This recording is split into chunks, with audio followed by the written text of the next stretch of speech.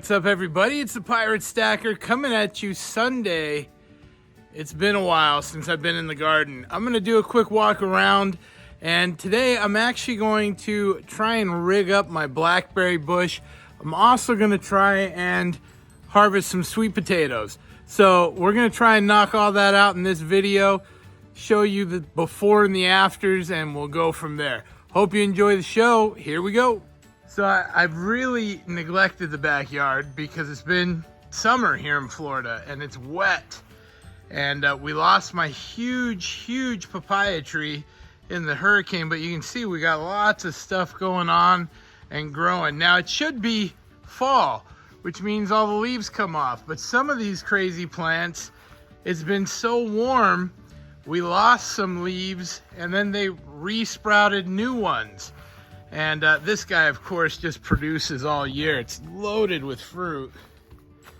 Very cool. But this shouldn't have any leaves at all. And instead, it started growing new leaves and plums. So this is a Scarlet Beauty plum tree. So it's kind of crazy. I did get my first cherries off the cherry tree. Ripe and tasty. And you can see we got more growing.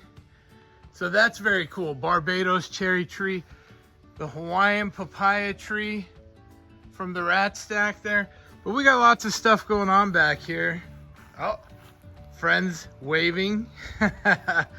And today what we're gonna do is we're gonna clean this mess right here up. This is the Blackberry bush. There's actually two of them. And it was actually my mom gave me the good idea of putting a post and running line, and then we're gonna try and make that, attach that to the line so it can crawl. As you can see, it's messy, so I'm gonna get after it. We'll see what it ends up looking like. We got our tools, a couple of posts, and we'll see how this thing turns out. All right, so this peach tree was leaning pretty good because of Hurricane Milton. So we went ahead and braced it up with a post there that goes down deep. I didn't want to get too close to the tree. Didn't want to cut the roots. Nice big line on it so it doesn't hurt the trunk. And hopefully that'll start straightening it up some. All right, I got one tomato cage off and my tin snips will not cut this. So I'm gonna have to go get some kind of bolt cutter because I don't want to damage. There's a lot of growth in there. I don't want to just break these limbs off. But you can see I got a post up and a post up. We're gonna wire those. We'll come back to this one. And then over on this side, the sweet potato. So this is a mess of weeds and sweet potatoes. And there is actually a pepper plant still alive. That's crazy. I produced a ton of tomatoes out of here this year. There is, collard greens growing still there, but I'm gonna pull all this out. We're gonna see if there's any sweet potatoes actually in there. The vines went nuts, but we'll see what we turn up with here. All right, before it gets dark, we went ahead and weeded it out, and then I dug through by hand and I pulled these gems out. Now, obviously, I had a lot of vines, but I didn't plant them back in the dirt like Fish has instructed me now. That one's a monster. That's the size of a softball. The rest are pretty small, but for the first outing, I'm just excited to get some sweet potatoes. That's real deal. And you could scale that up. You know, I could have had that whole bin full. Now, what was great, tons of big earthworms throughout. So that soil is getting composted and worked, and that's fantastic news. I'm losing daylight. I got to get the bolt cutter, get that done. That'll probably be a tomorrow project, but we're having fun in the garden, and it's beautiful weather here in Florida. If you don't live in Florida, it's a bummer because you're probably miserable in the snow, but it is as perfect can be right now. All right, we've got a little venison backstrap on the grill, courtesy of my brother-in-law. He is the hunter in the family. If you've never had venison, it's great first. If you find it to be gamey, you can soak it in milk. This is actually a very mild, fresh venison. Tends to be mild, but the backstrap in particular It just is delicious. And I'm gonna go eat this for lunch before I head out and finish my blackberry project. Beautiful, beautiful Florida day. Love it. I mean, it is just fantastic out. This is fall for us. It is like 78 degrees and sunny. So I'm gonna go eat. All right, so we're back at it. Oh, you can see, I just twisted this and we just put some lines up. There's 4 of them here spaced out. And these are gonna be what we run the vines of the blackberry bush up both ways. It'll sag a little. Hopefully these are big enough and deep enough that they won't totally pull in, but they will be holding up some weight. So we'll see what this looks like with the bush on top. We're getting closer. All right, this is what we are left with. Now, I'm by no means a professional. This is the first time I've done anything like this. It seemed to make sense. Again, shout out to my mom for suggesting it. I just use these little zip ties I got from the dollar store. Now, I could cut these ends, but as this grows in the spring, I'm gonna be coming in here, snipping them so that the vines can get some more space. But right now I needed them fairly tight to try and train this. And once it gets to the end, I just looped that one all the way up and then fired it back again. So it's coming back this direction.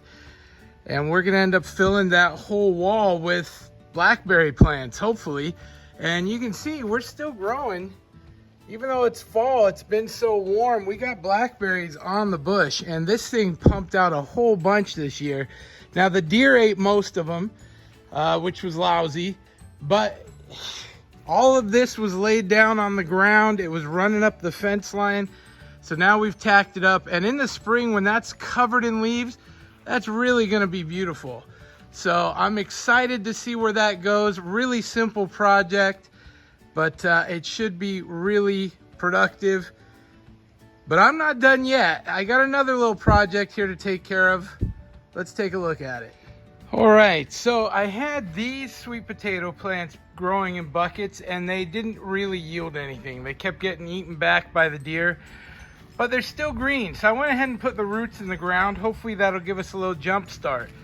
I also took some of my sweet potato vines and I just snipped them and stuck them in water. And I think this is how I can start shoots, you know, like Fish gave me to begin with. We're gonna see. This is the experiment, right? So we'll see what comes of that and this. If I get more shoots, I'll pack this thing full. I'll probably put them in here too, see how they do. And this is kind of it. It's the joy of having your own garden, right? It's work, but you know, when it starts yielding fruit, it's so worthwhile. And this year I got a lot of papayas, I got a lot of peaches, a couple of cherries now, loads of Scarlet Beauty plums I got to eat, lots of blackberries. I got a couple of June plums, but we got a whole bunch on the way that are huge.